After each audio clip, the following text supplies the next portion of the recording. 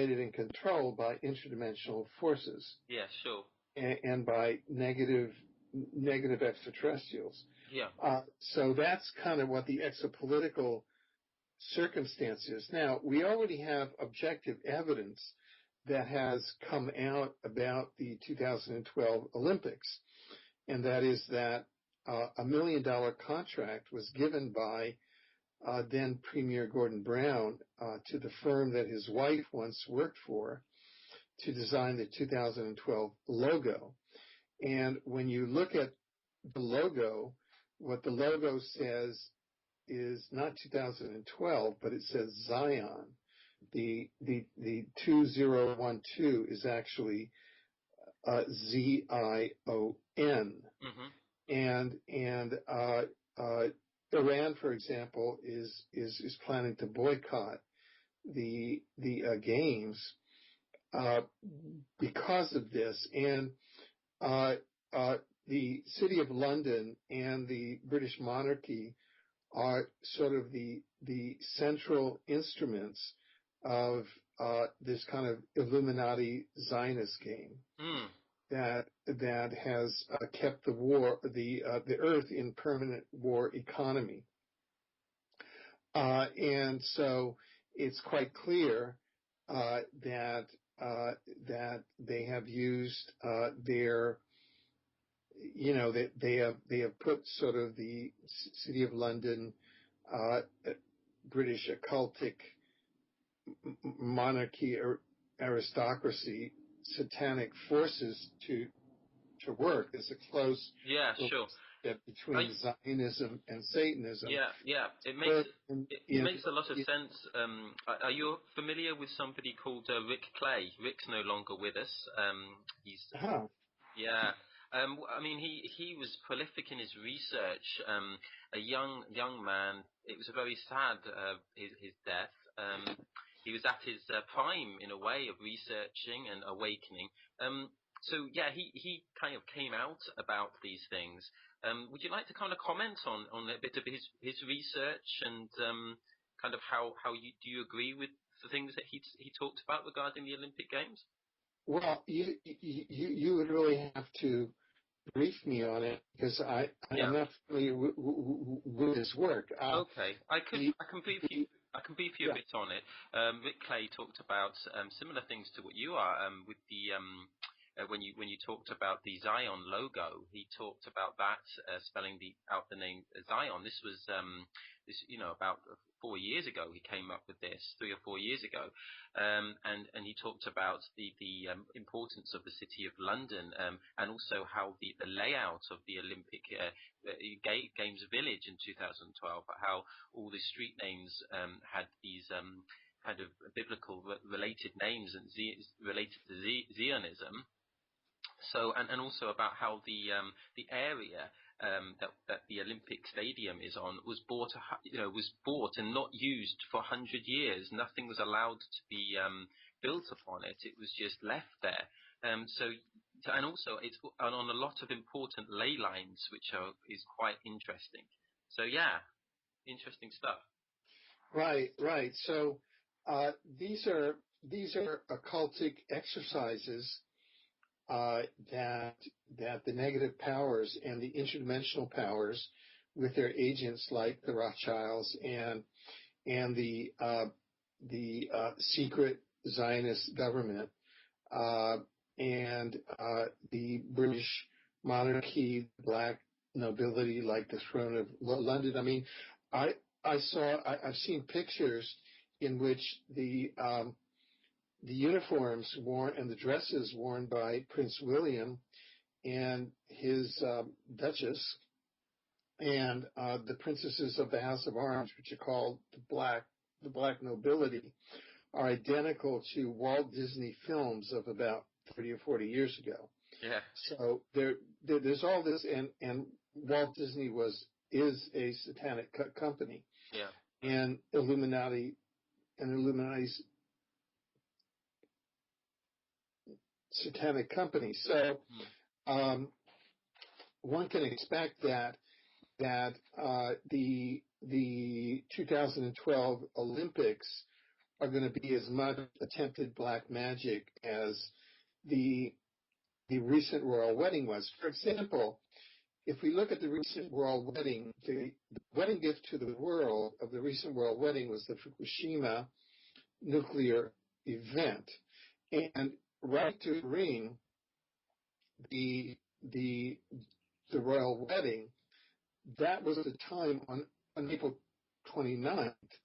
That was the time that they had used HARP warfare capabilities to direct the radiation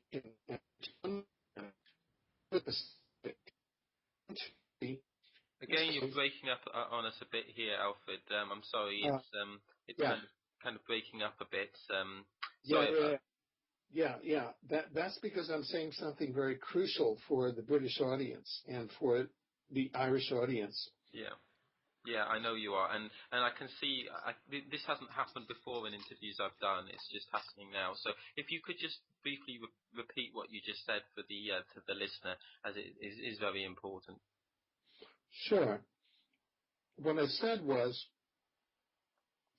that the gift to the world of the wedding, of the royal wedding of Prince William and his Duchess, was the Fukushima nuclear event of world genocide and world depopulation. That's what the Illuminati and Anunnaki ET directed satanic controllers. I don't call them the elite. I call them the controllers. Yeah, sure. That's their reversal of a wedding. A wedding is supposed to mean new life, and this really means new death. Yeah. And so at the time of the wedding, April 29th, 2011, we had enormous HARP-engendered tornadoes and rain over North America. And in World War II, it was discovered that the most powerful atomic weapon was to detonate an atomic bomb in a rain cloud, because then the radiation would come down upon your target population. So while the, quote, wedding was taking place, the controllers of HARP, which is the royal family and the City of London, International War Crimes Racketeering Organization, with the Rockefeller gang and all the alphabet agencies and the cryptocracy and the investment bankers, all of those, which include genocidal bloodlines. There are genocidal bloodlines, and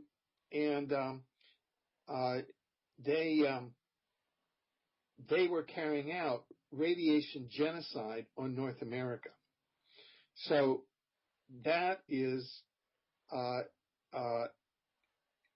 very likely to be carried out in the 2012, to be continued in the 2012 events. Yeah, I think so.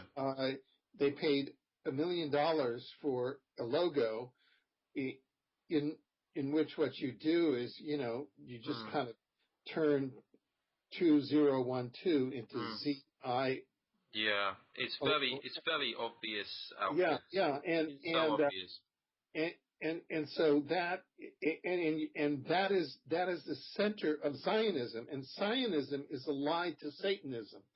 So you're dealing with the interdimensional battle. Now, we are dealing with an interdimensional battle here on Earth at the moment between upper dimensional, ethical, light-oriented civilizations. We, Homo sapiens, were in fact developed by a consortium or a council of advanced extraterrestrial civilizations, including the Pleiadians and the Alpha Centaurians and others that developed us as a very unusual species, a 12-strand light being in the third dimension. And we were, developed as such here, and there was interdimensional interference through the Anunnaki ETs that brought us down to 2-strand under, so that we have suppression of our consciousness, and under Anunnaki bloodlines, which endure through the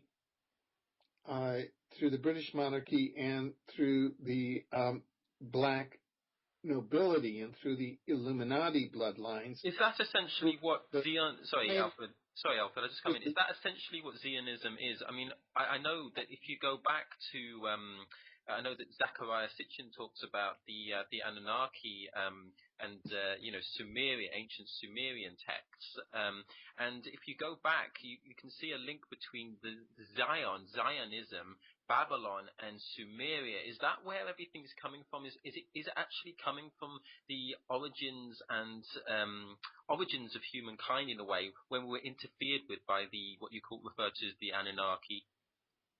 Yes. There's a dramatic exopolitical war or struggle going on, and that is that the Anunnaki are actually a race that is based on Planet X, known as Nibiru, which is a planet that enters into our solar system every 3,600 years. It entered, the last time it entered was at the time of Christ, and is going to enter in around 3600 AD. And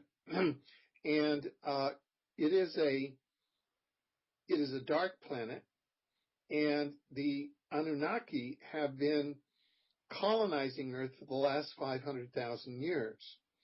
And we represent, Homo sapiens, represent a project, an initiative of the light, higher dimension, light-oriented civilizations on this planet to aid in the ascension of Earth. And what we see now is a tremendous struggle via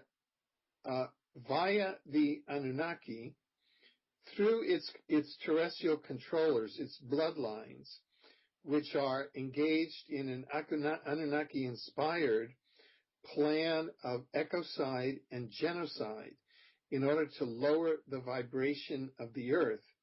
And all of this has to do with the impending vibrational ascension, both of humanity and of the Earth, which is actually fueled by the interdimensional portal at the core of our universe, which is now shifted over into unity consciousness, so that it is broadcasting waves of unity consciousness, not duality.